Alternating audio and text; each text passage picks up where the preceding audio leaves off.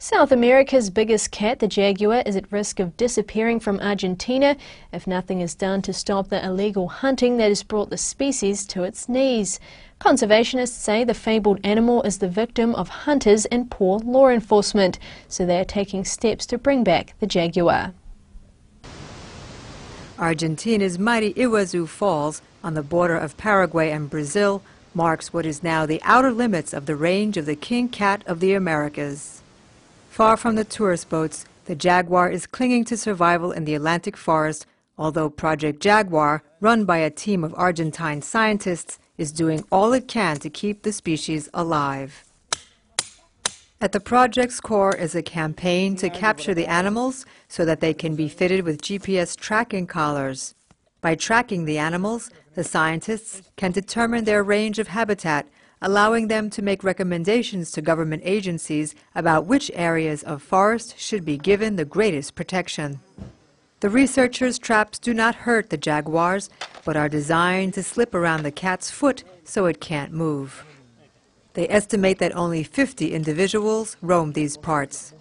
Once captured, the animal is anesthetized, checked for health problems, and fitted with the collar. But each year, fewer animals are being found. According to team leader Argentine Jaguar, the jaguar is threatened by habitat loss due to human activity and illegal hunting. He says the group's population models predict the species will become extinct in Argentina within a few decades. Jaguars are prized for their luxurious pelts, which can fetch up to $5,000 on the illegal market. In the 1960s and 70s, an estimated 18,000 jaguars were killed in South and Latin America each year for their fur. The World Wildlife Fund estimates that only 15,000 jaguars are left in the wild. In Argentina, they live in 3 isolated pockets, and as their numbers decline, so does the gene pool, making it increasingly difficult for the animals to produce viable offspring. Jaguars used to roam up into the southern parts of the United States and all the way down to the tip of South America, but now occupy only 40% of their historic range.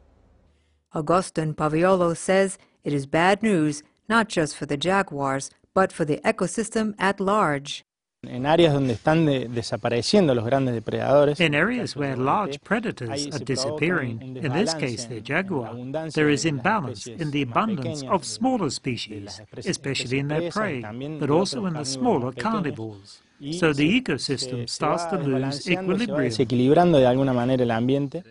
But if the hunting and deforestation is not curbed, the scientists say it seems inevitable that, in Argentina at least, the continent's biggest cat and most ferocious hunter will be just a memory captured on some wildlife videos.